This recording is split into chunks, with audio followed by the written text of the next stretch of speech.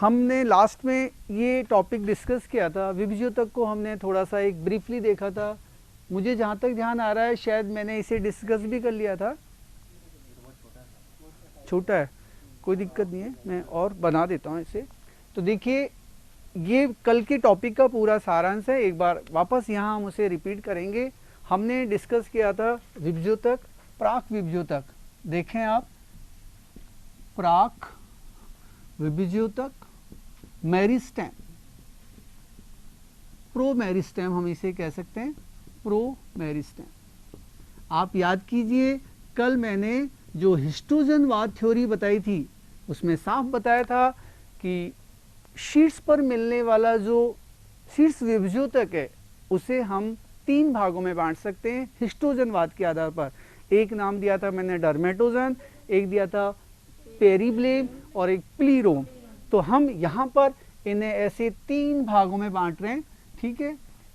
मैंने पहला लिखा डरमेटोजन, हिंदी में हम इसे डरमेटोजन को कहेंगे त्वचाजन। ये हम विभज्योतकी ऊतकों के नाम दे रहे हैं और अब इनसे आगे क्या बनने वाला है वो भी यहाँ स्पष्ट करेंगे। दूसरा नाम मैंने बताया था पेरीब्लेम, हम इसे एक और नाम दे सकते हैं और वो है वल्कुटजन। और तीसरा है प्लीरोम, इसे हम कह सकते हैं रंभजन। देखिए इन परतों का भविष्य पहले से ही निर्धारित हो जाता है। डर्मेटोजन की कोशिकाएं आगे चलकर निर्माण करती है एपिडर्मिस का, और यही एपिडर्मिस आगे चलकर एपिडर्मल टिश्यू सिस्टम बनाता है। हम इसे हिंदी में कहे तो बहिचर्म ऊतक तंत्र का निर्माण करता है। आगे जब हम आंतरिक संरचनाएं डिस्कस करेंगे ना, जड़तना पत्ती थी, तब आपको ये और स्पष्ट होगा। हम अभी इतना से जान लें, इससे आगे चलकर केवल एपिडर्मिस बनती है, ठीक है। यदि हम बात करें पेरीब्लेम की तो इससे आगे चलकर निर्माण होता है भरण ऊतक का, ग्राउंड टिश्यू का। और इस भरण ऊतक में क्या क्या रचनाएं बनती है? नंबर 1 इसमें बनती है हाइपोडर्मिस, हाइपोडर्मिस। अब ये हाइपोडर्मिस क्या है, अभी इतना सा जान लीजिए, एपिडर्मिस के ठीक अंदर वाली परत को हम हाइपोडर्मिस कहते हैं। हाइपोडर्मिस के बाद इसी भरण ऊतक में आगे चलकर बनता है वल्कुट। आप वल्कुट कहिए या कॉर्टेक्स कहिए, बात एक ही है। और तीसरी बनती है एंडोडर्मिस। ये 3 परतों का निर्माण कौन से ऊतक से होगा? हाँ, ये तीसरा बिंदु मैं यहां लिख देता हूं, एंडोडर्मिस। ऐसे में पेरीब्लेम से ये 3 ऊतकों का निर्माण होता है, हाइपोडर्मिस, वल्कुट और एपिडर्मिस का। और बात करें रंभजन की तो इससे आगे चलकर निर्माण होता है संवहन ऊतकों का। किसका? संवहन ऊतकों का। अब यहाँ पर संवहन ऊतकों में देखिए ये 3-4 चीजें बनती है। परही रंभ इससे बनेगा, जाइलम इससे बनेगा, फ्लोएम भी इसी से बनेगा, मज्जा और मज्जा किरणें, मज्जा और मज्जा किरणें, ये सारी रचनाएं कौन से ऊतक से? प्लीरोम से बनेगी। तो डर्मेटोजन, पेरीब्लेम और प्लीरोम का जो कॉन्सेप्ट था वो हिस्टोजनवाद के अंतर्गत दिया गया। यहां तक हम विभज्योतक कंप्लीट कर चुके हैं। अब हमारा पादप ऊतकों में दूसरा बिंदु शुरू होने जा रहा है और वो है स्थायी ऊतक। स्थायी ऊतक के बारे में थोड़ा सा पहले लिख लें, एक चार्ट सा बना लें। स्थायी ऊतक, यदि मैंने कल की क्लास की बात करूं तो स्थायी ऊतक की मैंने परिभाषा भी दी थी, ऐसा ऊतक जो विभाजन नहीं करता और जिसकी कोशिकाएं अपना एक निश्चित आकार और आकृति ग्रहण करके परमानेंट एक जगह पर स्टेबल हो जाती है। लेकिन यदा कदा इस ऊतक की कोशिकाएं भी कभी कभी विभाजन के लिए तैयार हो जाती हैं, और जब वो तैयार होती हैं तब हम उसे द्वितीयक विभज्योतक कहते हैं, द्वितीयक विभज्योतक कहते हैं। ठीक है, तो स्थायी ऊतक भी 3 प्रकार का, स्थायी ऊतक कितने प्रकार का? 3 प्रकार का। एक है सरल स्थायी ऊतक, सरल, एक है जटिल, और तीसरा है विशिष्ट। स्थायी ऊतक कितने प्रकार का? 3 प्रकार का, सरल, जटिल और विशिष्ट। ये देखिए यहां पर गौर करें, ये जटिल ऊतक में सरल ऊतक और जटिल ऊतक, ये ऊपर एरो जो आ रहा है वो किसके ऊपर आ रहा है? स्थायी ऊतक के ऊपर। स्थायी ऊतक के यहाँ 2 ही प्रकार आपको नजर आ रहे हैं, तीसरा प्रकार थोड़ा और आगे है और वो मैंने वहां लिखा है, क्या नाम है? विशिष्ट ऊतक। सरल ऊतक और जटिल ऊतक में यदि हम अंतर करें तो बहुत ही सरल सा अंतर, सरल ऊतक की सभी कोशिकाएं आकार आकृति में एक जैसी होती हैं, मतलब सरल ऊतक की सभी कोशिकाएं संरचना की दृष्टि से समान होती हैं, जबकि जटिल ऊतक में एक ही ऊतक में 2 या 2 से अधिक प्रकार की कोशिकाएं मिलती हैं, यानी कि उनकी आकार आकृतियां अलग अलग होंगी जटिल ऊतक में।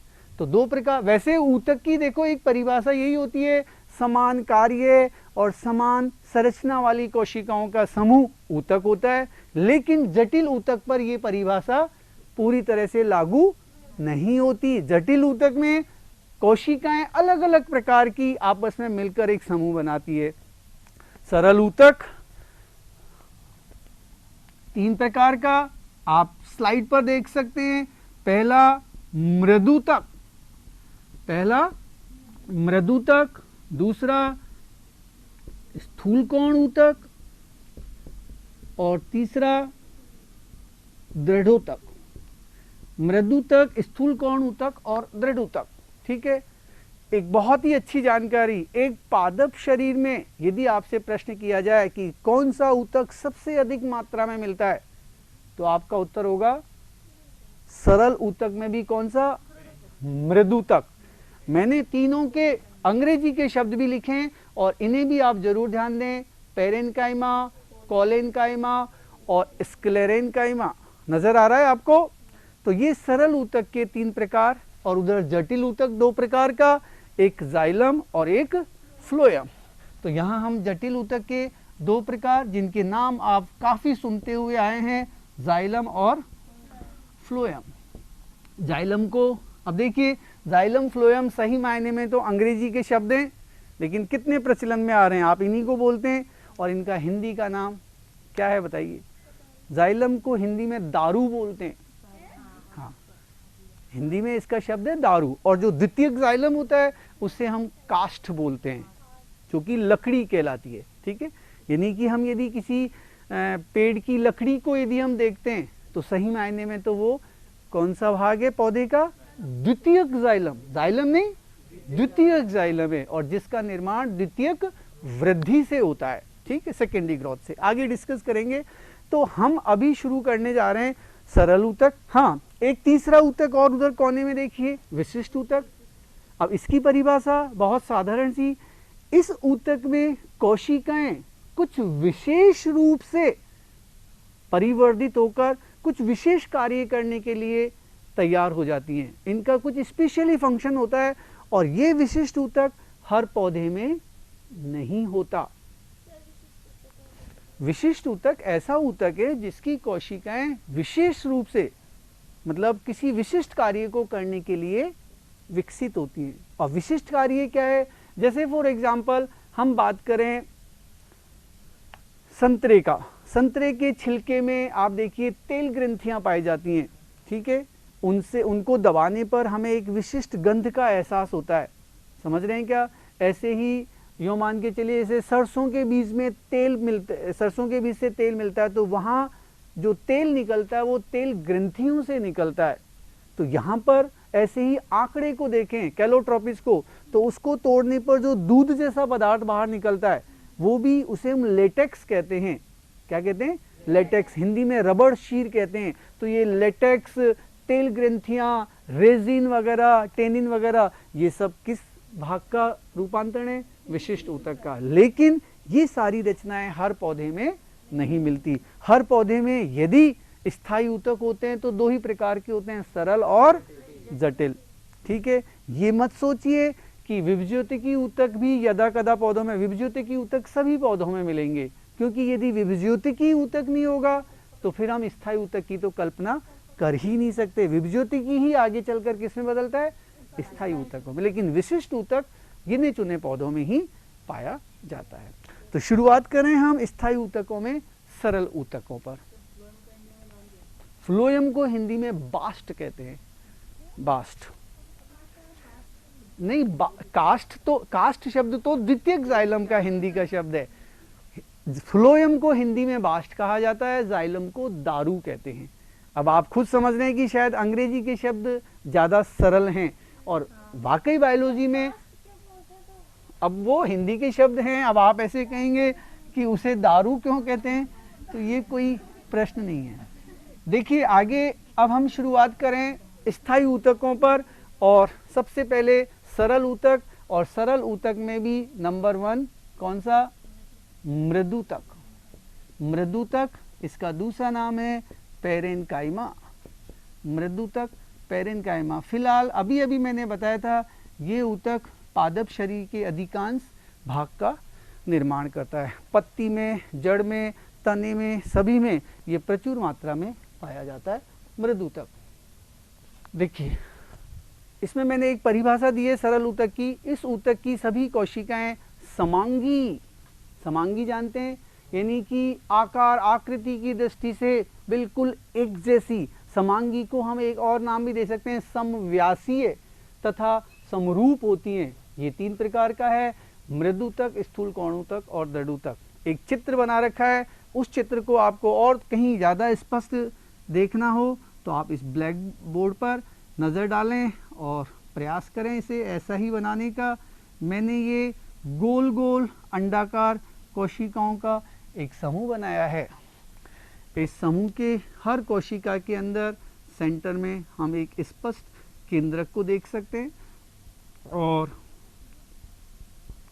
साइड में ये डॉट डॉट करके हर कोशिका के अंदर सघन जीव द्रव्य हमने बना दिया है। इस तरीके से ये केंद्रक थोड़ा सा आप बड़े आकार का बना दें। ये मैंने बनाया मृदुतक। मृदुतक की कोशिकाएं देखिए 3 विशेषताएं बता रहा हूं। गोलाकार या अंडाकार आकृति की होती हैं। उनकी कोशिका भित्ति, मृदुतकों की, मृदुतक की जो कोशिका भित्ति, मैंने आपको कल ही बताया था कि हर ऊतक में हम 2-3 बातें अवश्य पढ़ेंगे। उसकी कोशिका भित्ति कैसी है, जीव द्रव्य कैसा है, केंद्रक कैसा है, अंतरकोशिकीय स्थल की क्या विशेषता है। तो यहाँ हम पेरेन्काइमा सबसे पहले शुरू कर रहे हैं। पेरेन्काइमा की सभी कोशिकाएं आकार की दृष्टि से देखा जाए तो गोलाकार या अंडाकार होती है। दूसरी बात, इनकी कोशिका भित्ति कैसी, पतली होती है, और उस पर डेफिनेटली किसका, सेलुलोज का तो स्थूलन होता ही है, साथ में पैक्टीन पदार्थ भी जमा होता है। ये 2 पदार्थ पाए जाते हैं, सेलुलोज और पैक्टीन। कोशिकाओं के अंदर सघन जीव द्रव्य होता है, प्रोटोप्लाज्म सघन जीव द्रव्य वाली होती है। ये कोशिकाएं सघन जीव द्रव्य होता है। और सबसे खास बात, इन कोशिकाओं के बीच में अंतर कोशिकीय क्या मिलते हैं, स्थान पाए जाते हैं। अंतर कोशिकीय स्थान पाए जाते हैं। ये 3-4 विशेषताएं। रिक्तिकाएं भी आकार में बड़ी होती हैं। अब देखिए हम इस मृदुतक को कुछ अलग पादपों में अलग अलग नाम भी दे सकते हैं। मैं यहाँ पर कार्य की दृष्टि से इस मृदुतक के कितने भाग कर रहा हूँ, 2। एक का नाम मैंने लिखा क्लोरेन्काइमा। मृदुतक कार्य की दृष्टि से निम्न दो प्रकार का हो सकता है, क्लोरेनकाइमा और दूसरा है, बोलिए, एरेनकाइमा। यदि हम इसका हिंदी का शब्द कहें तो हम क्लोरेनकाइमा को कहेंगे हरित ऊतक, हरित ऊतक, और एरेनकाइमा को कहेंगे, बोलिए, वायुतक। मैं इस समय मृदुतक की बात कर रहा हूं, तो इसके दो मैंने नाम और दे दिए मृदुतक के, एक क्लोरेनकाइमा और एक एरेनकाइमा। ध्यान से सुनना मेरी बात को। ऐसी मृदुतक में ऐसी कोशिकाएं जिनके भीतर हरित लवक प्रचुर मात्रा में पाया जाता है, मतलब आवश्यकता से कहीं अधिक यदि कोशिकाओं में हरित लवक जमा होता है तो ऐसे ऊतक को क्लोरेनकाइमा, कॉलेनकाइमा नहीं, क्लोरेनकाइमा, कॉलेनकाइमा तो अलग शब्द हो जाएगा, क्लोरेनकाइमा कहेंगे। यानी कि जिस मृदुतक में हरित लवक प्रचुर मात्रा में पाया जाता है हम उसे क्लोरेनकाइमा कहेंगे। अब सोचिए, हरित लवक में चूंकि हरे रंग का वर्णक क्लोरोफिल होता है, अतः यह ऊतक, बोलिए, कौन सा कार्य ज्यादा करेगा? प्रकाश संश्लेषण का। अतः स्पष्ट है, जो पौधे अधिक गहरे हरे होते हैं उनकी पत्तियों में, उनके तने में कौन सा ऊतक? क्लोरेनकाइमा अधिक होगा। दूसरा एरेनकाइमा। जितनी भी जलीय पौधे होते हैं, मैं यहाँ पर जलीय पौधों की बात कर रहा हूँ, और बताइए जलीय पौधों को क्या कहते हैं बायोलॉजी की भाषा में? हाइड्रोफाइट्स, या हिंदी में कहें तो जलोद्भिद पौधे। जलोद्भिद पौधे कई प्रकार के होते हैं। कुछ जलोद्भिद पौधे जल की सतह पर तैरते हैं, कुछ जल में डूबे हुए होते हैं, कुछ आधे डूबे होते हैं, आधे ऊपर रहते हैं, अलग अलग उनकी कैटेगरीज हैं। अब मैं जलोद्भिद पौधों पर आ रहा हूं, तो जलोद्भिद पौधों में जो तना होता है, तने की बात कर रहे हैं, तने की जो वलकुट की कोशिकाएं होती हैं उनमें मृदुतक कोशिकाओं के बीच बीच में ऐसे बड़े बड़े क्या मिलते हैं? अंतरकोशिकीय स्थान पाए जाते हैं। ये देखिए, मैंने यहाँ जो कोशिकाएं बनाई, आप देखो ये खाली जगह क्या है? ये अंतरकोशिकीय स्थान। तो सोचिए, जब कोशिकाओं के बीच में अंतरकोशिकीय स्थान बड़े बड़े हो जाते हैं तो उनके अंदर क्या भर जाती है? वायु भर जाती है। और ऐसे मृदुतक, ऐसा मृदुतक जिनकी कोशिकाओं के बीच में बड़े बड़े अंतरकोशिकीय स्थलों में वायु भरी रहती है, उन्हें क्या नाम देंगे? वायुतक, एरेनकाइमा। नहीं आया समझ में? जलोद्भिद पादपों में जो मृदुतक होता है उनकी कोशिकाओं के बीच का अंतरकोशिकीय स्थान क्या हो जाता है? काफी बड़ा हो जाता है। अब देखिए, बड़ा हो गया ये, और इस स्थान में क्या भर जाती है? वायु भरी रहती है। वायु की उपस्थिति के कारण हम अब इस ऊतक को क्या कहेंगे? वायुतक या एरेनकाइमा। ठीक है, और इससे क्या फायदा होगा पौधे को? पौधा जल की सतह पर आसानी से तैर सकेगा। यानी कि हम सीधा सीधा कहें, जलोद्भिद पादपों के तने में मिलने वाला वायुतक चूंकि पौधे को जल की सतह पर तैरने में सहायता करता है, अतः उसे उत्प्लावकता प्रदान करता है। तो प्रश्न बन गया, वो कौन सा ऊतक है जो पादप शरीर को हल्का बनाता है और उत्प्लावकता का गुण डेवलप करता है? आपका उत्तर होगा वायुतक, या अंग्रेजी में कहें तो एरेनकाइमा। तो जितने भी जलोद्भिद पौधे जो जल की सतह पर तैरते हैं वो हल्के इसी ऊतक के कारण होते हैं। क्लियर हो गया? और एक तीसरी, तो बेटे वो लकड़ियां जो होती है ना, एक्चुअल में जो लकड़ियां हैं वो तो कॉर्क होता है उनमें। तो अभी मैं द्वितीयक वृद्धि जब पढ़ाऊंगा ना आपको, तो द्वितीयक वृद्धि के दौरान हम कॉर्क कैम्बियम की सक्रियता को पढ़ेंगे। वहां पर उससे कॉर्क बनेगा, और कॉर्क की एक खास बात ये होती है कि उसकी सभी कोशिकाएं मृत होती हैं, जल के प्रति अपारगम्य होती हैं, और उस लकड़ी को हल्का बनाती हैं ताकि वो पानी में आसानी से तैर सके। वो एक अलग चीज हो गई। ठीक है, लकड़ी बनी है वो तो लकड़ी तैर रही है ना, और लकड़ी जो है वो जलोद्भिद पौधा थोड़ी है, वो तो एक स्थलीय पादप की द्वितीयक वृद्धि के दौरान बनी हुई एक रचना है। लेकिन द्वितीयक वृद्धि को जब हम पढ़ेंगे तब वो क्लियर होगा। कॉर्क वहां हम डिस्कस करेंगे, जिसे हिंदी में हम कहते हैं एधा। हो गया दूसरा। एक तीसरी और बात सुनिए ध्यान से, आपने नाम सुना होगा नागफनी। नागफनी एक क्या है, मरुद्भिद पौधा है। शुष्क आवास में मिलने वाले पौधों की मैं चर्चा कर रहा हूं। उन पौधों में जो मृदुतक होता है, वो उस मृदुतक की कोशिकाएं जल को संचित करके रखती है। मतलब वहां जल उनमें प्रचुर मात्रा में भरा रहता है और पौधे को और कहीं अधिक गूदेदार बनाती है, ताकि आवश्यकता पड़ने पर वो जल उन्हें काम आता रहे। तो एक खास बात क्या देखी कि मरुद्भिद पादपों के मृदुतक की कोशिकाओं में क्या संचित रहता है, जल संचित रहता है। जल को संचित करके रखती हैं। जलोद्भिद पादपों में जल संचित करने की आवश्यकता ही नहीं, क्योंकि वो तो पूरे 24 घंटे वहीं मौजूद होते हैं। और एक सामान्य जो स्थलीय पादपों में ऊतक होगा उसका क्या नाम होगा, मृदुतक। एक और चीज देखिए, पत्ती की संरचना में आगे डिस्कस करूंगा। वहां पत्ती के अंदर एक ऊतक पाया जाता है, नाम है उसका पर्ण मध्योतक। क्या नाम है, नाम सुना हुआ है। मैं और क्लियर कर दूं, पत्ती में एक ऊपर वाली एपिडर्मिस होती है और एक नीचे वाली। दोनों एपिडर्मिस के बीच में जो ऊतक होता है उसे हम कहते हैं पर्ण मध्योतक। ठीक है, ये पर्ण मध्योतक भी असल में कौन सा ऊतक है, मृदुतक ही है। तो क्या परिभाषा बनी, पत्तियों में ऊपरी तथा निचली एपिडर्मिस के बीच मिलने वाले मृदुतक को क्या कहते हैं, लिखाऊं क्या, पत्तियों के ऊपरी तथा निचली एपिडर्मिस के बीच में जो मृदुतक है, बीच में मिलने वाले मृदुतक को क्या कह सकते हैं हम, पर्ण मध्योतक, मेसोफिल टिश्यू।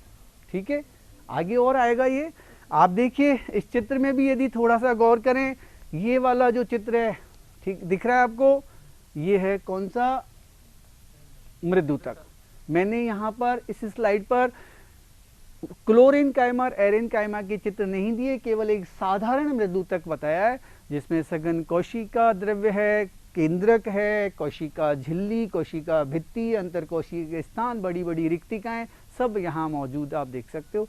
ये जो चित्र है दूसरा, ये मृदुतक का नहीं बल्कि दूसरा ऊतक कोलेनकाइमा का है।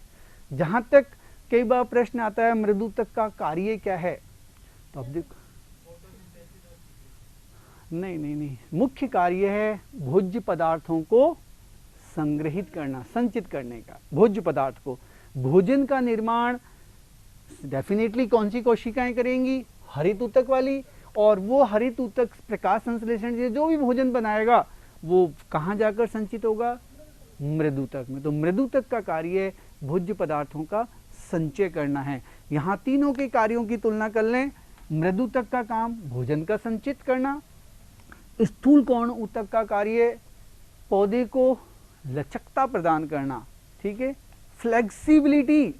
और दृढ़ का कार्य पौधे को यांत्रिक शक्ति प्रदान करना। हाँ बोलो।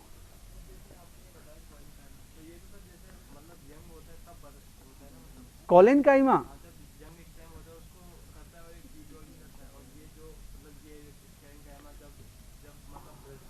हाँ बिल्कुल, हाँ यूं कह सकते हो। ये जहाँ जो न्यूली फॉर्म टिश्यूज हैं वहाँ पर ज़्यादा प्रॉपर्ली बनेगा। अभी मैं इसको ही डिस्कस करने वाला हूँ।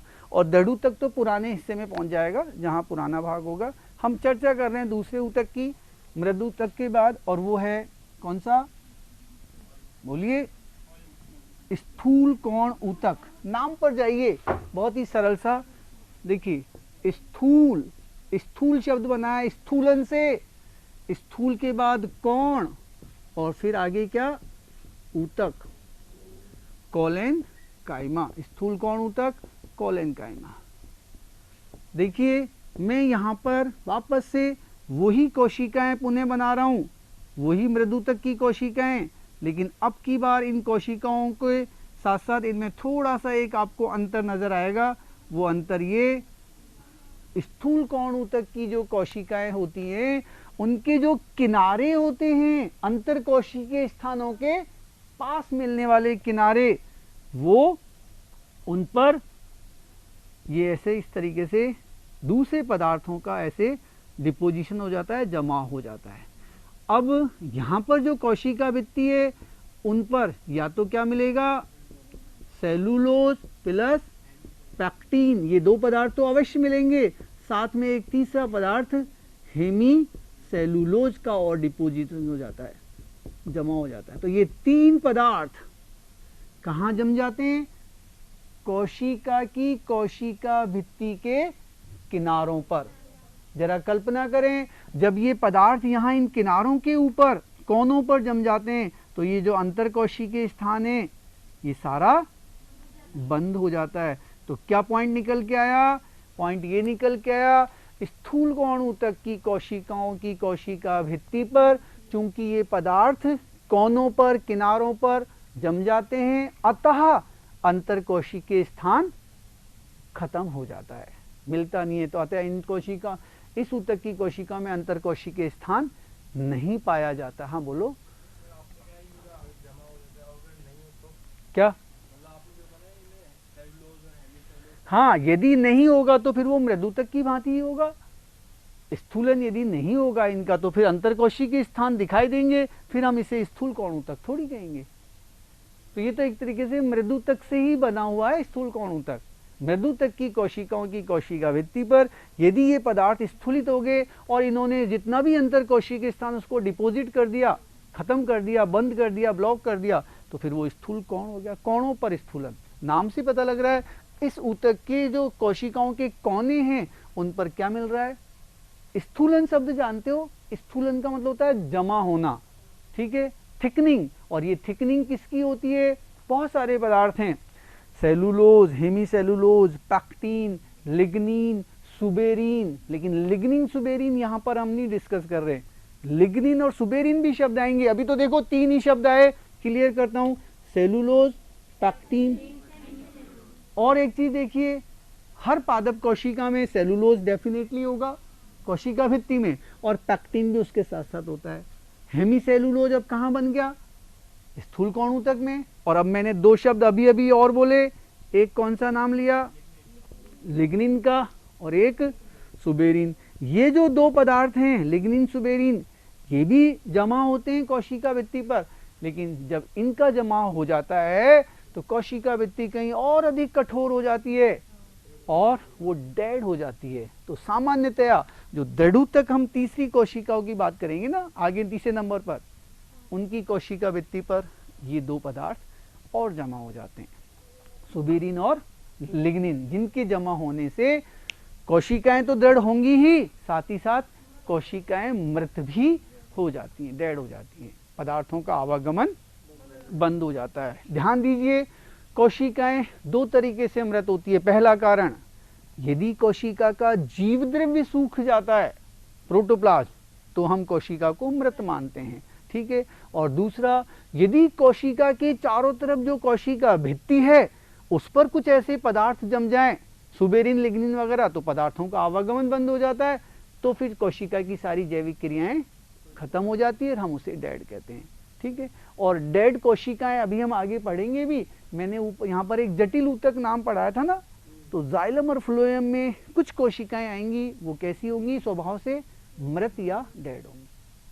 क्लियर हो गया। दृढ़ ऊतक की बात करें, तीसरा आप हाँ स्थूल कौण ऊतक, अभी मैंने कुछ देर पहले बताया था, पौधों में लचकता प्रदान करते हैं। एक बिंदु और ध्यान दीजिए, प्रश्न उठता है स्थूल कौण ऊतक कहाँ मिलता है, तो दो बिंदु लिख लेना।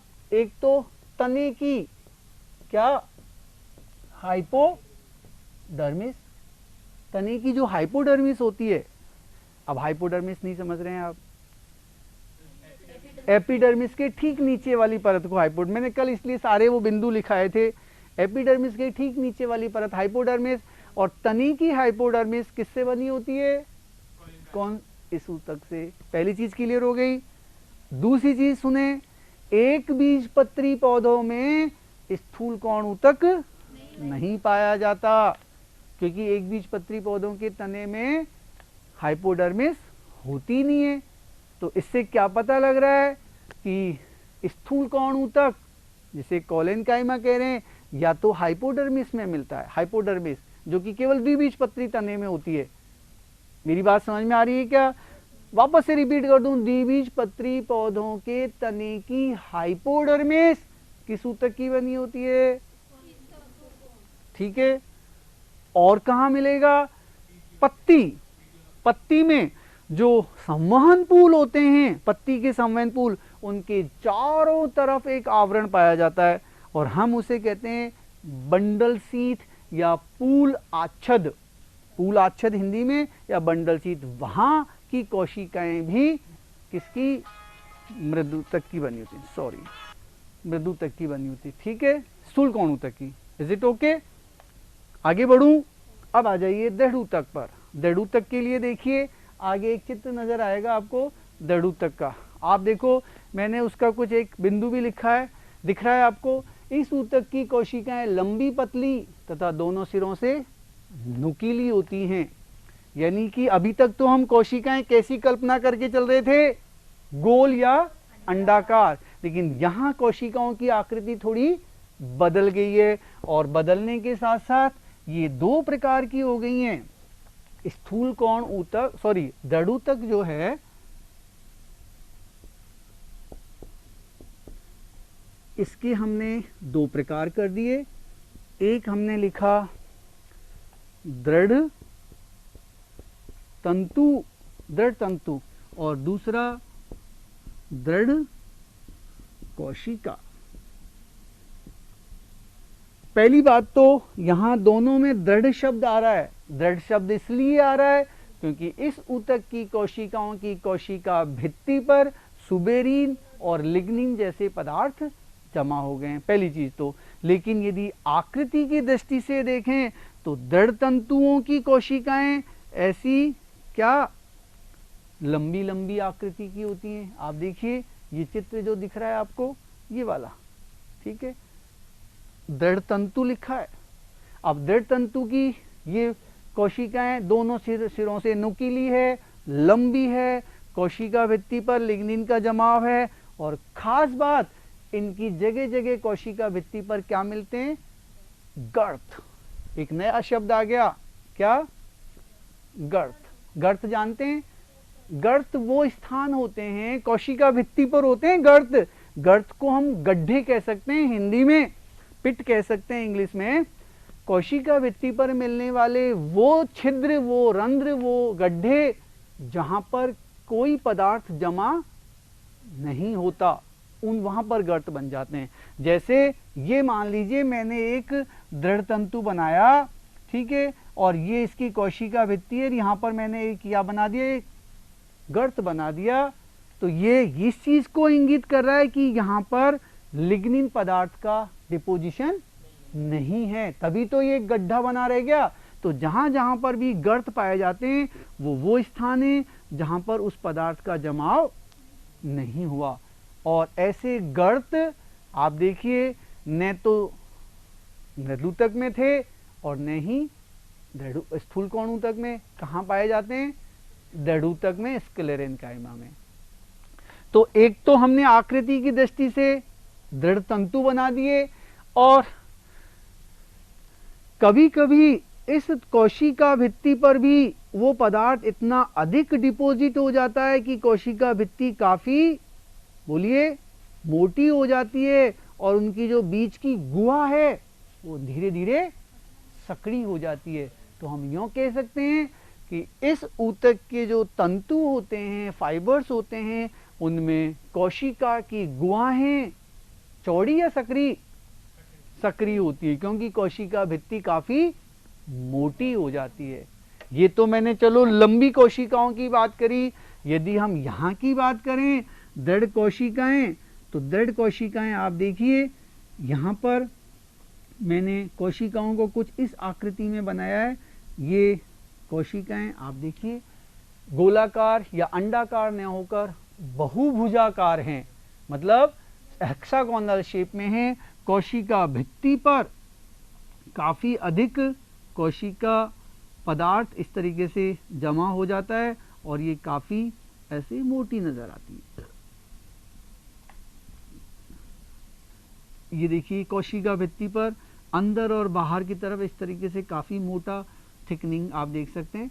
और ऐसे में धीरे धीरे जो ये क्या कोशिका की गुहा ये भी बहुत ही क्या हो जाती है, छोटी हो जाती है।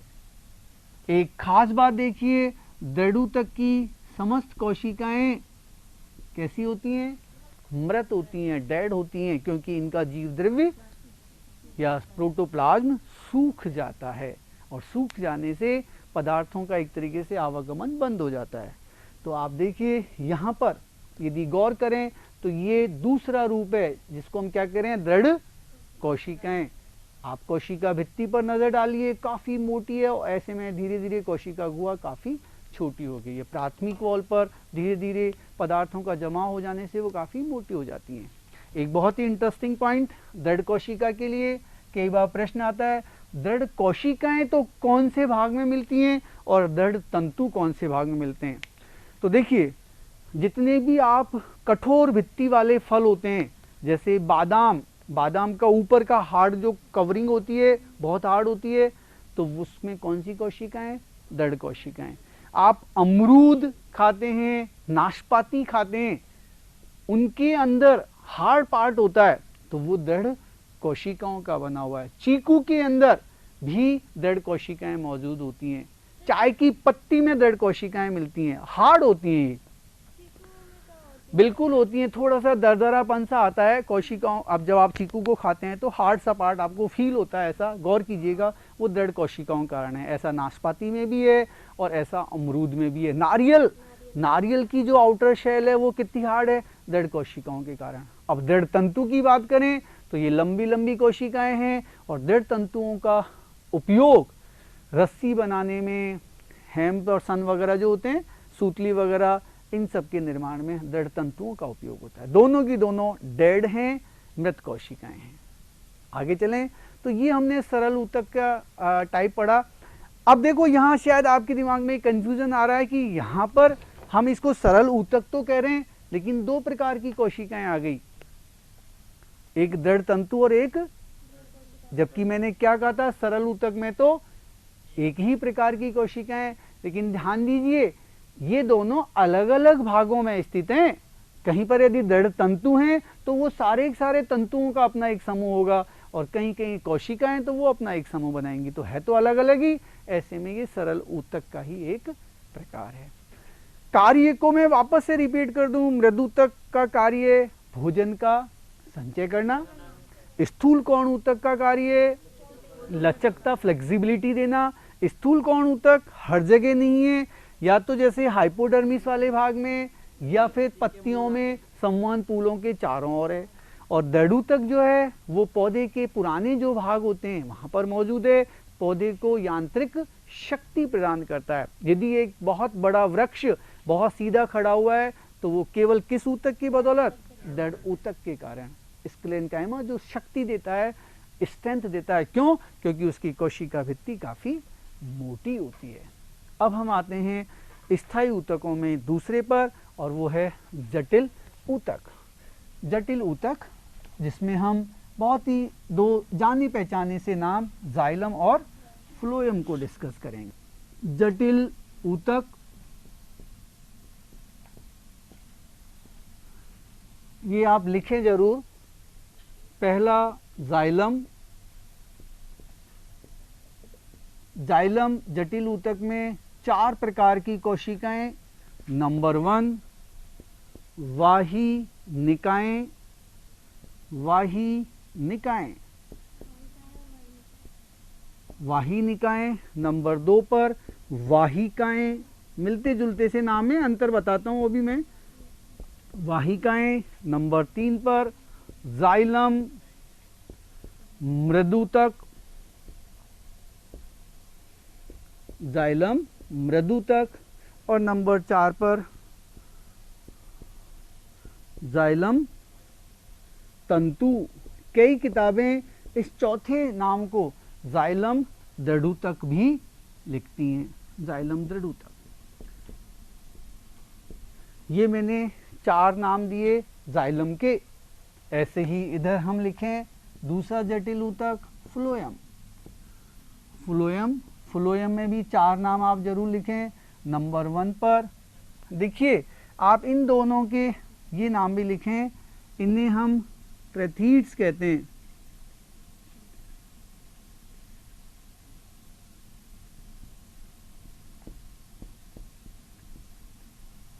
इन्हें कहते हैं वेसल्स।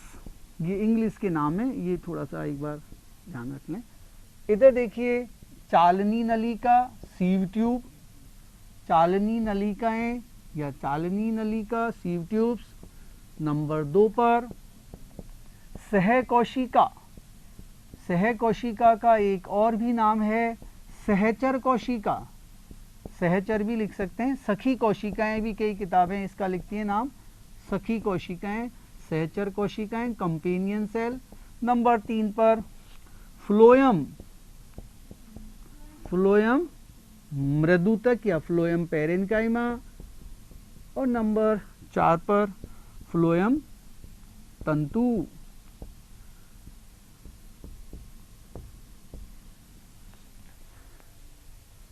ये हमने जटिल ऊतक की परिभाषा बता दी थी। ऐसा ऊतक जिसमें 2 या 2 से अधिक प्रकार की कोशिकाएं पाई जाती हैं। ठीक है, 2 से अधिक प्रकार की कोशिकाओं का समूह जब मिलेगा तो जटिल ऊतक कॉम्प्लेक्स टिश्यू बनेगा। जटिल ऊतक को हम एक और भी नाम दे सकते हैं, क्योंकि इसमें जाइलम और फ्लोएम दोनों आ रहे हैं और दोनों का काम क्या है, पदार्थों का संवहन करना। अतः हम इसे और क्या कह सकते हैं, संवहन ऊतक या वेस्कुलर टिश्यू। ठीक है, जाइलम का भी नाम और फ्लोएम का, दोनों का नाम जिस वैज्ञानिक ने दिया था, लिख लें, आपको याद रखना है तो, नेगेली साइंटिस्ट थे, उन्होंने ये नाम दिया था। हाँ, इसी ने दिया था जाइलम और फ्लोएम का। अब देखिए, पहले हम बात कर रहे हैं जाइलम ऊतक की। मैंने लिखा वाहिनिकाएं और वाहिकाएं। ये 2 शब्द हर स्टूडेंट को कंफ्यूज करते हैं, अंतर ही नहीं आता है किसी से। वाहिनिकाएं क्या हैं और वाहिकाएं क्या हैं, ये आप सभी जानते हो कि जब हम जाइलम की बात करते हैं तो सीधा सा इसका एक अर्थ है कि ऐसा ऊतक जो पादपों में जल और खनिज लवणों को ट्रांसपोर्ट करता है, लेकर जाता है। लेकिन जहाँ तक इन चारों भागों का सवाल है कार्य, तो सही मायने में तो जल खनिज लवणों का अधिकांश संवहन कौन करता है, वाहिकाएं करती हैं। फिर वाहिनिकाएं क्या करती हैं, ये भी करती हैं। एक बहुत अच्छी बात जो क्लियर कीजिए, इन चारों ऊतकों में केवल यही ऊतक ऐसा है जो जीवित है, बाकी तो ये तीनों क्या हैं, डेड हैं, मृत हैं। आप सोच रहे होंगे मृत होते हुए पानी को कैसे लेके जाएंगे, तो आप जरा कल्पना कीजिए, यदि हम एक पानी का पाइप जो नल में लगाते हैं, वो भी तो मृत है, वो भी तो एक स्थान से पानी को दूसरे स्थान पर ले जाता है। तो ठीक उसी तरह ये वाहिनिकाएं और वाहिकाएं उस पानी के पाइप की तरह हैं जो पानी को आगे ट्रांसपोर्ट करती हैं, पाइप की भांति काम करती है। तो इनको खुद को वर्क नहीं करना पड़ता, ये बिल्कुल डेड हैं। हाँ, मृदुतक इसमें जीवित है। और यदि फ्लोएम की बात करें तो फ्लोएम में केवल ये वाला भाग मृत है, बाकी सब जीवित है। यानी कि जाइलम में एक भाग जीवित है, 3 मृत हैं, और फ्लोएम में 1 मृत है, बाकी 3 जीवित भाग है। ठीक है, ये चीज मैंने गोला कर दिया। गोला इधर जिसको किया है वो मृत है और उधर किया है वो जीवित को किया है। खैर, हम जाइलम की यदि चित्र की बात करें तो देखिए स्लाइड पर भी आपको एक, ये तो देखिए मैंने नाम दिया, ये देखिए वाहिनिकाएं और वाहिकाएं दिखा आपको। अब आप गौर कीजिए इनके चित्र पर, और यहाँ और भी स्पष्ट कर दूं मैंने देखिए एक ये चित्र बना दिया और एक चित्र बना दिया।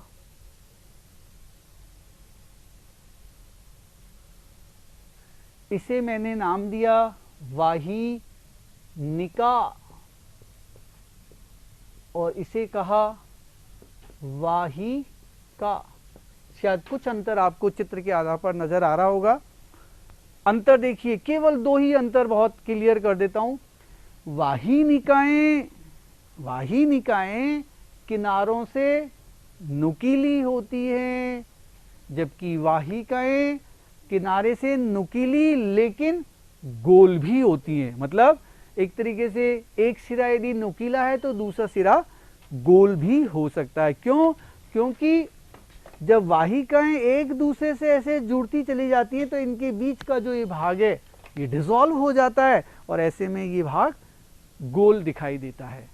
तो पहला अंतर तो क्या हुआ, वाहिनिकाएं नुकीली होती हैं जबकि वाहिकाओं के सिरे गोल या ब्लंट होते हैं। और दूसरी बात पर आइए,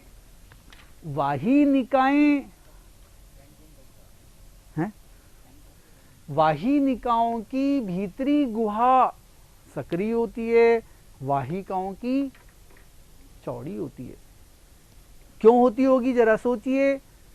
अभी अभी मैंने कुछ देर पहले बताया कि यदि हम किसी कोशिका को मृत कह रहे हैं, सीधा सा बात है कि उसके अंदर जीव द्रव्य सूखा हुआ है और उसकी कोशिका भित्ति काफी क्या है, मोटी। तो यहां ये नैरो या सकड़ी क्यों हुई?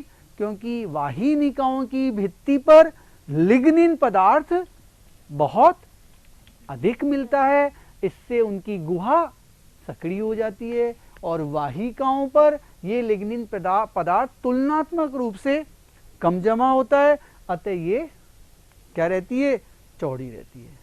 तो वाहिकाओं की गुहा चौड़ी और वाहिनिकाओं की गुहा सकड़ी। वाहिकाएं सिरे पर गोल और वाहिनिकाएं सिरों पर नुकीली होती हैं। एक दोनों, ये दो तो अंतर हो गए। समानता देखिए, दोनों की ही भित्ति पर ऐसे गर्त पाए जाते हैं। ठीक है, सरल गर्त भी हो सकते हैं, आगे चलकर ये परिवेशित गर्त बन जाते हैं। हाँ, कभी कभी पदार्थों का सोपानवत या सर्पिलाकार क्रम में भी ये थिकनिंग या स्थूलन मिलता है। लेकिन मैंने वहां जो चित्र लिया है उसमें आप गौर से देखिए, ए, बी और सी तीन चित्र हैं। ए और बी जो चित्र है, शुरू के दो चित्र हैं, वो वाहिकाओं के हैं, वाहिकाओं के। और तीसरे नंबर का जो चित्र है वो वाहिनिका का है। ठीक है, यानी कि वाहिकाएं चौड़ी होती है और वाहिनिकाएं सकड़ी होती हैं। दोनों पर ही गर्त पाए जाते हैं। गर्त का मतलब है पदार्थों का स्थूलन। ठीक है, अब यदि दोनों के कार्य की बात करें, दोनों ही जल और खनिज लवणों को एक स्थान से दूसरे स्थान पर पहुंचाती हैं। ध्यान दीजिए, हम बार बार ये कहते हैं कि जाइलम जल खनिज लवण का संवहन करता है, तो सही मायने में तो ये काम केवल ये शुरू की दो रचनाएं ही करती हैं। ये जो हैं ये तो इनके साथ साथ एडजॉइनिंग है। आप सोच रहे होंगे कि उस चित्र में ये दो चीजें तो नजर ही नहीं आ रही हैं, आ रही है क्या? ठीक है, हम कभी भी जाइलम का चित्र बनाते हैं तो बस वाहिका और वाहिनिका का ही चित्र बना के छोड़ देते हैं। वजह, यदि हम मृदुतक की बात करें तो यदि किसी, ये वाहिका है, इसके पास में कुछ कोशिकाओं का समूह है, तो हम इसे क्या कह देंगे, जाइलम मृदुतक। और इसकी रचना ठीक वैसी ही होगी जैसी अभी हमने कुछ देर पहले मृदुतक की पढ़ी, तो इसलिए बनाने की आवश्यकता नहीं है। और ऐसा ही दृढ़ुतक के बारे में, इसके साथ साथ कुछ ऐसे डेड लंबे लंबे तंतु यदि हैं तो वो जाइलम दृढ़ुतक हैं। तो वाहिका और वाहिनिकाएं हैं जो जल और खनिज लवणों का संवहन करती है। एक अच्छा बिंदु क्लियर कर दूं, एक वाहिका, फिर इसके ऊपर दूसरी, फिर तीसरी, ऐसे ये क्रमबद्ध रूप से आपस में जुड़ी रहती हैं और इनके बीच की जो दीवार है ये घुल जाती है। ऐसे में बहुत सारी वाहिकाएं क्रमागत पंक्तिबद्ध रूप से जुड़ती चली जाती हैं और आगे तक जाके एक लंबा पाइप जैसी रचना बना लेती है। हम बात करते हैं जल खनिज लवण जड़ से कहाँ पहुँचते हैं, तने में, और तने से पत्ती में। तो यहाँ जड़ों से वाहिकाओं का जो क्रम है ये तने और तने से पत्तियों तक पूरा एक लंबा स्तंभ बनाता है, जुड़ा रहता है। और ऐसे में कोई एक सिंगल पाइप ऐसा नहीं है, ऐसे सैकड़ों पाइप्स हैं। जैसे एक ये रास्ता बना, इसी के पैरेलल दूसरी वाहिका, फिर उसने दूसरी से जुड़ा, फिर एक और रास्ता बन गया। ऐसे इनके बीच में से होता हुआ जल ऊपर चढ़ता है। मैंने कहा ना वाहिकाएं ज्यादा जुड़ती हैं, वाहिनिकाएं भी साथ साथ है, बस अंतर इतना सा है, वाहिकाएं चौड़ी हैं और वाहिनिकाएं सक्रिय हैं। ठीक है, इन्हीं के बीच बीच में वाहिनिकाएं भी, आप ये मत मानिए सारी वाहिकाएं, बीच बीच में वाहिनिकाएं भी हैं और वो भी आपस में ऐसे जुड़ी हुई हैं, और ऐसे में पूरा एक पैसेज बना हुआ है जिसके द्वारा वो पानी ऊपर चढ़ता है। क्लियर हुआ? कार्य क्लियर हो गया जहां तक। अब जैसे देखो इन दोनों का काम तो हो गया, जल और खनिज लवणों का क्या संवहन। सोचिए इसका क्या काम होगा? सुरक्षा थोड़ी करता है, स्टोरेज ऑफ फूड। मृदुतक शब्द जहां आ गया, मैंने शुरू में नहीं बताया था, अभी क्या काम करता है? भोजन का संचय। तो यानी कि जाइलम की कोशिकाओं में यदि कहीं भोजन संचित होना है एनर्जी के लिए, ऊर्जा के लिए, तो वो कौन सा ऊतक करेगा? मृदुतक, जाइलम मृदुतक। और दृढ़ूतक है तो ये क्या करेगा? यांत्रिक शक्ति देगा। ठीक है, तो चारों के पॉइंट्स क्लियर हो गए, और ओवरऑल एक कॉमन फंक्शन क्या निकल के आया कि जाइलम जल खनिज लवणों का संचरण करता है। कोई कंफ्यूजन तो नहीं है? वो चित्र क्लियर हो गया। ठीक है, आगे देखिए फ्लोएम ऊतक। फ्लोएम ऊतक का चित्र आपको वहां शायद इतना स्पष्ट नजर नहीं आया, आप इधर देख लीजिएगा। अच्छा, पहले एक चीज और मैं क्लियर कर दूं, ये देखिए बहुत अच्छा बिंदु है, क्लियर कीजिएगा, ये कंफ्यूज करता है हमेशा। देखिए जाइलम दो प्रकार का होता है, लिख लें आप। जाइलम उत्पत्ति के आधार पर दो प्रकार का होता है। नंबर एक प्राथमिक जाइलम, प्राथमिक जाइलम, और एक होता है द्वितीयक जाइलम।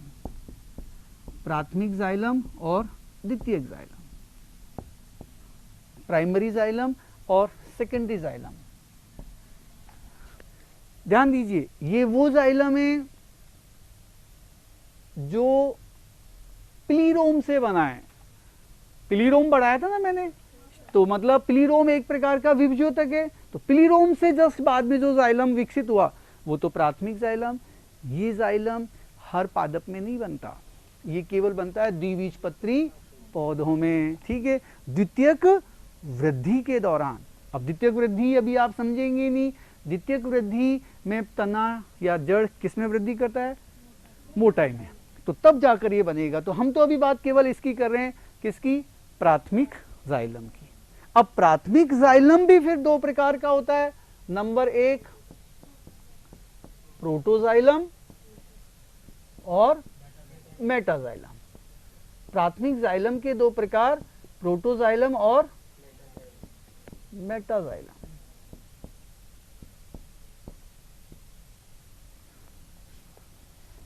अब इनका क्या अर्थ है?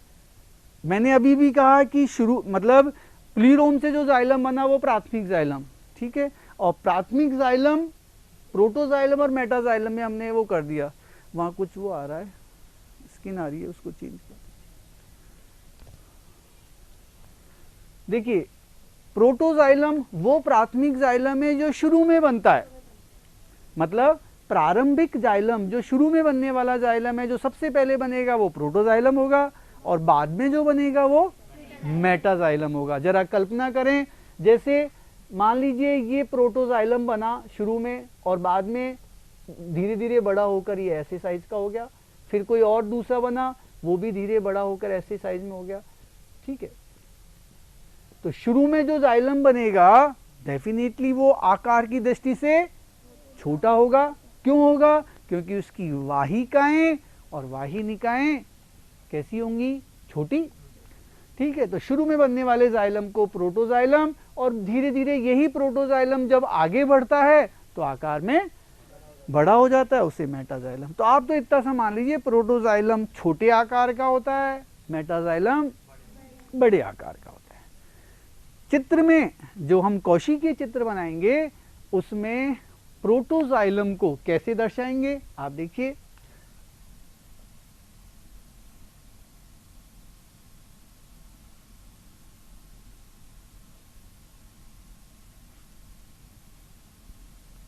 ये देखिए, मैंने षटकोणीय आकार की एक रचना बनाई है।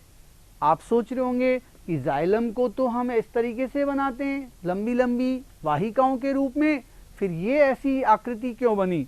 तो असल में जब हम कौशिकीय चित्र बनाते हैं तो इसकी क्या काटी जाती है, अनुप्रस्थ काट, टीएस, और टीएस में फिर हमको वो ऐसे नजर आते हैं, यानी कि जहां कहीं भी हम जाइलम को चित्रित करेंगे तो उनकी आकृति इस तरीके से होगी। जरूरी नहीं आप 6 कोने बनाएं, आप 5 भी बना सकते हैं, इस तरीके से कोई प्रॉब्लम नहीं है। लेकिन साथ में एक और वॉल साथ में बनाइए। जाइलम को जब भी बनाया जाता है तो कम से कम 2 दीवारें इसलिए बनाई जाती है जो ये इंगित करती है कि जाइलम की कोशिका भित्ति काफी मोटी होती है। क्यों? क्योंकि उस पर लिग्निन का डिपोजिशन होता है।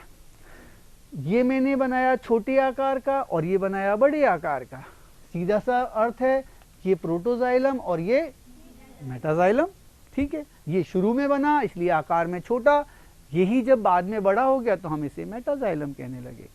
प्रोटोजाइलम की स्थिति के आधार पर 3 प्रकार सामने देखिए स्लाइड पर 3 कंडीशंस लिखी हैं, एक्सार्क, एंडार्क और मीजार्क। समझ में आ रहा है? ये स्थिति के आधार पर है।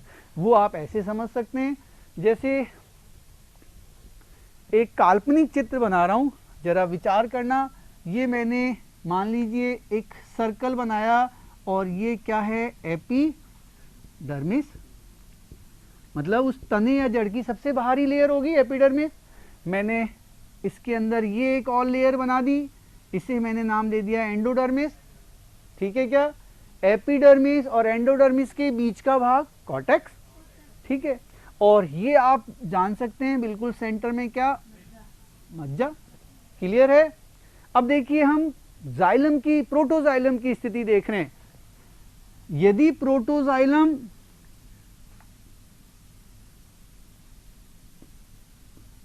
आप देखिए मैंने यहां पर 3 जाइलम बनाए। क्या प्रोटोजाइलम किधर की तरफ बनाया, मज्जा की तरफ, और मेटाजाइलम बनाया परिधि की तरफ। ठीक है, समझ में आया क्या?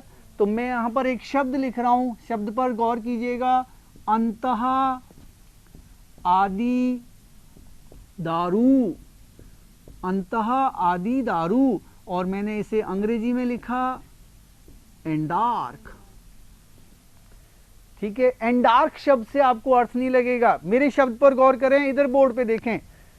अंतः का मतलब अंदर की तरफ, आदि शब्द, अब आदि शब्द आपको नहीं आ रहा, यहां जो प्रोटोजाइलम लिखा है ना, इसी को हम हिंदी में क्या कहते हैं, आदि दारू। ठीक है, और मेटाजाइलम को कहते हैं अनुदारू। ठीक है, नाम अजीब अटपटे से लग रहे हैं, आदि दारू, अनुदारू। प्रोटोजाइलम, मेटाजाइलम सरल हैं। खैर, उससे देखो अर्थ क्लियर होगा। आदि दारू का मतलब है पहले बनने वाला, तो छोटा होगा आकार में, और यहां पर जाइए शब्द पर, अंतः का मतलब अंदर की ओर। जब प्रोटोजाइलम किधर हो, अंदर का मतलब मज्जा की तरफ, अंदर तो मज्जा ही होगी। तो जब प्रोटोजाइलम हो मज्जा की तरफ और मेटाजाइलम हो परिधि की तरफ, तो ऐसी स्थिति को हम क्या कहते हैं, नंबर 2 वाली, क्या, एंडार्क। क्या कहते हैं, एंडार्क, अंत्य आदि दारू। और ये स्थिति किन में मिलती है, तने में, तने में होती है ये। ठीक है, यानी कि तने के जाइलम एंडार्क होते हैं, अंत्य आदि दारू होते हैं। और बात करें हम किसकी, उल्टा कर दीजिए इसी पोजीशन को। अब की बार मैंने क्या किया, ये मज्जा मान लिया, यहां तो मैंने बना दिए बड़े और यहां मैं धीरे धीरे छोटे कर दिए, उल्टा कर दिया। इसमें छोटा जाइलम परिधि की तरफ गया और बड़ा केंद्र की तरफ, मज्जा की तरफ। तो छोटे जाइलम को हमने आदि दारू कहा था, तो अब की बार नाम क्या पड़ जाएगा इस स्थिति का, बही आदि दारू। बही का मतलब बाहर की तरफ, जब प्रोटोजाइलम बाहर की तरफ हो, ठीक है, तो बही आदि दारू। और दूसरा नाम इसका क्या होगा, एक्सार्क। अब आप सोचेंगे यहां ये शब्द कैसे याद करें, तो देखिए बही शब्द आया, एक्सार्क आ गया, एक्स ई एक्स आ गया। और ई एक्स शब्द का मतलब, ई एक्स शब्द किस लिए आता है, ई एक्स बना एक्सटर्नल से, ठीक है, और एक्सटर्नल का मतलब बाहर। ठीक है, बायोलॉजी में बहुत सारे शब्द ऐसे होते हैं जिनके शाब्दिक शब्द से ही हम बहुत सारे अर्थ निकाल सकते हैं। ऐसे अंतः में END आ गया, एंड का मतलब यहाँ खत्म से नहीं है, एंड शब्द बना है एक तरीके से इंटरनल से बना है एंडो शब्द, ठीक है। एंडोडर्मिस जैसे हो गया तो ऐसे ही एंडार्क हो गया। अब एक नया शब्द और आ गया, मध्यारी दारू। आप सोच रहे होंगे इसका एग्जाम्पल, तो ये एग्जार्क जो है इसका एग्जाम्पल आप क्या देंगे, जड़, ठीक है। अब एक तीसरा इन दोनों का मिला जुला रूप मीजार्क। मीजार्क में देखिए, मीजार्क में पता है क्या होगा, प्रोटोजाइलम, जैसे मैंने ये बना दिया मान लो प्रोटोजाइलम, तो इधर बाहर की तरफ इसके क्या होंगे, मेटाजाइलम, और इसके भीतर भी भीतर भी मेटाजाइलम। इसमें क्या स्थिति हो रही है कि प्रोटोजाइलम बाहर की तरफ से भी और अंदर की तरफ से भी मेटाजाइलम से घिरा हुआ है, तो बीच में आ गया ना क्या, इसलिए नाम पड़ गया मीजार्क। तो अल्टीमेटली हमने जो ये 3 नाम दिए हैं प्रोटोजाइलम को लुक आउट करके दिए। प्रोटोजाइलम जहां वैसा नाम दे दिया, इसमें प्रोटोजाइलम बाहर है, इसमें प्रोटोजाइलम अंदर है, और इसमें बीच में है, ठीक है। इन टर्म से बिल्कुल भी कंफ्यूज ना हो, एग्जार्क, एंडार्क और मीजार्क। आपने प्रश्न ही नहीं करा मीजार्क कहाँ मिलेगा, प्रश्न आना चाहिए ना, आपने पूछा ही नहीं। नींद आ रही है आपको, तो थक जाते हो आप 11 बजे से पढ़ते पढ़ते। मैंने देखा कईयों को झपकियाँ आ रही है क्योंकि बहुत बोरिंग क्लास लग रही है ना। बॉटनी बहुत बोरिंग सब्जेक्ट लगता है, नहीं लग रहा? एक दो बच्चों को नाम नहीं बताऊंगा, नींद आ रही है उन्हें। देखिए मीजार्क जो मिलता है वो टेरिडोफाइटा के पौधों में होता है। टेरिडोफाइटा नाम तो सुना है आपने, टेरिडोफाइटा। टेरिडोफाइट्स जो हैं वो एक तरीके से कहना चाहिए अपुष्पी पादपों का एक समूह है। क्रिप्टोगैमस में 3 ग्रुप्स आते हैं, थैलोफाइटा, ब्रायोफाइटा, टेरिडोफाइटा, ठीक है। और टेरिडोफाइटा के पादपों में सुविकसित वेस्कुलर बंडल्स मिलते हैं, संवहनपूल मिलते हैं, ठीक है। इससे पहले जो ब्रायोफाइट्स हैं उनमें बहुत ही अल्प विकसित होते हैं, और थैलोफाइटा में तो वो होते ही नहीं है, ठीक है। तो यहाँ पर टेरिडोफाइटा में जो कहना चाहिए जाइलम है उनमें मीजार्क स्थिति होती है, प्रोटोजाइलम के ऊपर और नीचे दोनों तरफ कौन सा, मेटाजाइलम मिलता है। बाकी फिर टेरिडोफाइटा के बाद हम जिम्नोस्पर्म और एंजियोस्पर्म्स की बात करें तो उनमें तो एक्सार्क और एंडार्क स्थिति मिलेगी। टेस्ट कैसे होता है, जो उनकी जो बाह्य सतह होती है, थैलस रूपी उनका शरीर होता है, तो बाह्य सतह पर ही कहना चाहिए जल को अवशोषित किया जाता है एंडोस्मोसिस परासरण क्रिया के द्वारा, ठीक है। मतलब उनकी जो बॉडी सरफेस जो एपिडर्मिस जिसको कहना चाहिए वो ही एब्जॉर्ब करती है, बाकी जाइलम फ्लोएम का कहीं कोई कॉन्सेप्ट ही नहीं है वहाँ पर। वो सही मायने में तो टेरिडोफाइटा से शुरू हुए हैं, ट्रेकियोफाइट से। एनीवे, और लास्ट टॉपिक वो आगे फ्लोएम का, उसे और एक बार देख लें। हैं 5 मिनट, क्या 5 मिनट और पूरा कर देता हूँ, ये तो फिर पेंडिंग रह जाएगा। देखिए फ्लोएम चालनी नलिकाएं, सहकोशिकाएं, फ्लोएम मृदुतक और फ्लोएम तंतु। मैंने अभी अभी कहा था इनमें केवल ये कोशिकाएं डेड हैं, बाकी सभी जीवित हैं। आप गौर से देखिए, फ्लोएम ऊतक इसका मुख्य कार्य है क्या, भोज्य पदार्थ का संवहन करना, और भोजन बनता है पत्तियों में प्रकाश संश्लेषण से। तो पत्तियों से उस भोजन को तरल रूप में फ्लोएम वहां से पौधे के उन अंगों तक पहुंचाता है जहां उसकी आवश्यकता है, ठीक है। अब जैसे यदि हम बात करें आलू के पौधे की, तो आलू में जो आलू जिसको हम खा रहे हैं वो भूमिगत होता है, ठीक है। तो वहां भूमि में जाके आलू के अंदर जो भोजन संचित हुआ है वो ऊपर से जाके हुआ है, समझ रहे हैं क्या। अधिकांश भोजन जो है वो फलों में संचित होता है। यदि हम आम को खा रहे हैं तो आम के अंदर भोज्य पदार्थ संचित है तो वो फल में जाके संचित हो गया, कहीं पर तने में, कहीं पर जड़ों में। इस तरीके से संवहन जो कर रहे हैं वो चालनी नलिकाएं और सहकोशिकाएं कर रही हैं। अब वो कैसे कर रही हैं देखिए, चालनी नलिका का मैं यहाँ पर एक चित्र बना रहा हूँ, वो चित्र आपके सामने वो स्क्रीन पर भी आपको नजर आ रहा है, लेकिन थोड़ा सा इस ब्लैक बोर्ड से आप और क्लियर समझ पाएंगे।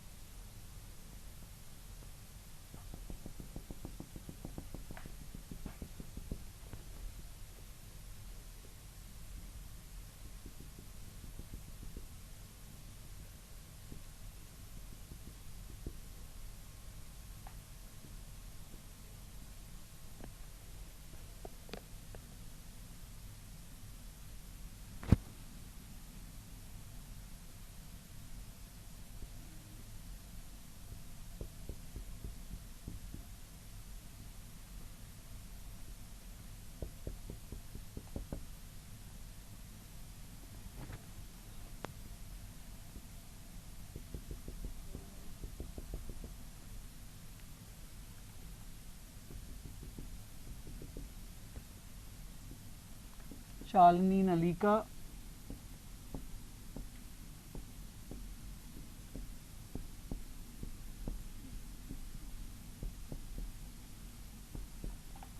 सह कोशिका।